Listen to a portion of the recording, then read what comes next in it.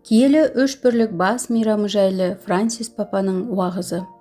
12 мамыр 2022 жылы. Құрметті бауырластарым, қайырлы таң, қайырлы жексенбі күні.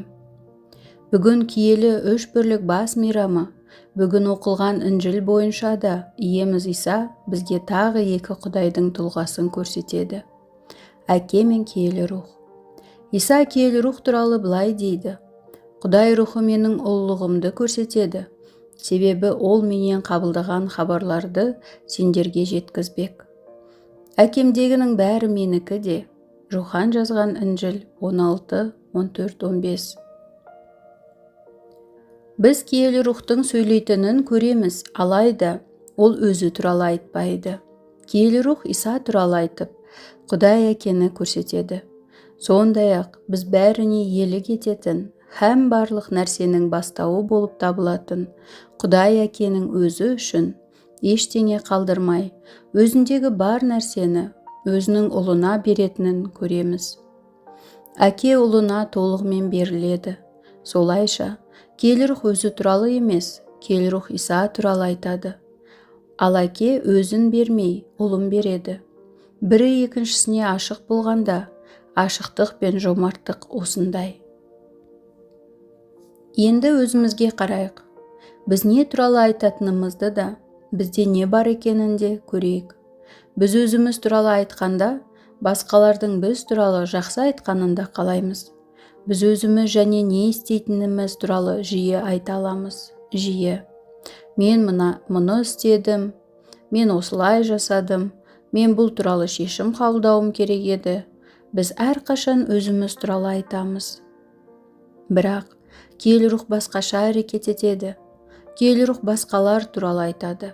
Атап айтқанда, киелі рух әке мен ұл туралы айта береді. Ал бізде не бар екен деп айтатын болсақ, біз қаншалықты аш көзбіз ғой. Мүлкімізді басқалармен, тіпті ең мұқтаждармен бөлісу қаншалықты қиын.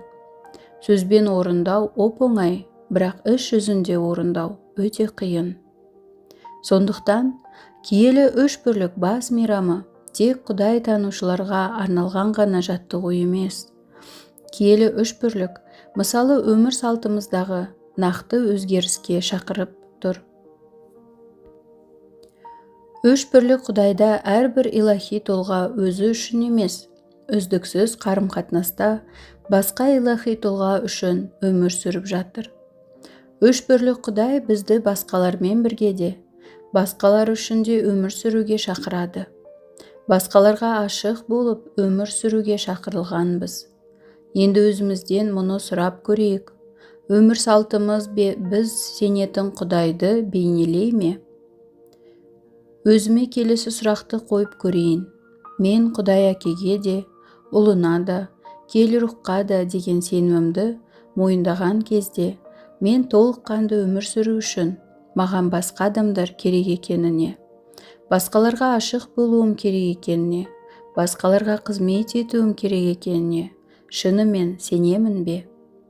Мен мұны тек қана сөзбен айтып жатырмын ба, әлде соны өмірімде өткіземін бе?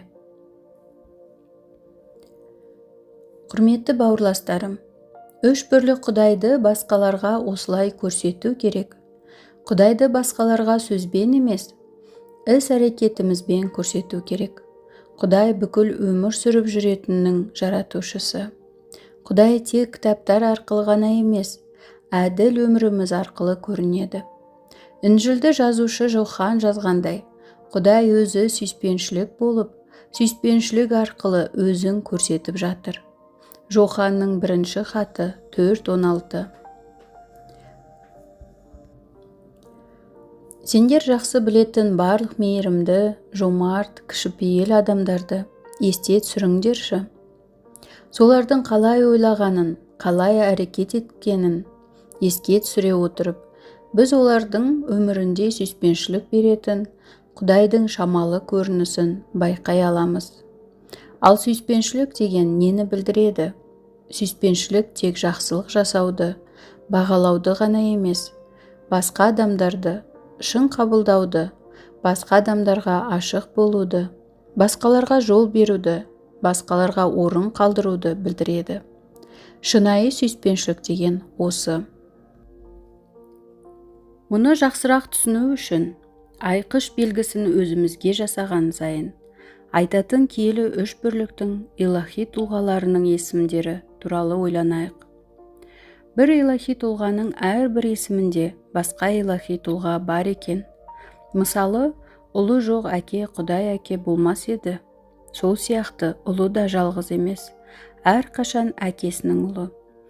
Өз кезегінде киелі рух әкенің де ұлының да рухы, яғни екеуінен де шығатын рух.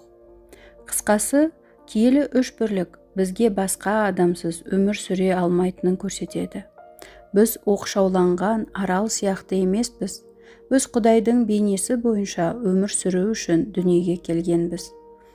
Біз басқаларға ашық болуға, басқаларға мұқтаж болуға, басқаларға көмектесуге шақырылғанбыз ғой. Ендеше, өзімізден мұны сұрап көрейік. Менің өмір салтым киелі үш бірлікті көрсетеді ме? Мен күн сайын әкенің ұлының және киелі рухының атымен деп айтып, өзіме жасайтын айқыш белгісі жай ғана мағынасыз қимыл болып шығады ма? Әлде бұл өзіме жасайтын айқыш белгісі сөздерімді, ақыл ойымды, жауаптарымды, пайымдауларымды, басқаларға деген кешірімімді шынымен білдіреме? Әке Құдайдың қызы, Құдай ұлының анасы және киелі рухтың қалыңдығы. Әулие Мәриям Бикеш өмірімізде сүйіспеншілік беретін, Құдайдың құпиясын қабылдай, басқаларға көрсетуімізге көмектесе берсін. Аумин.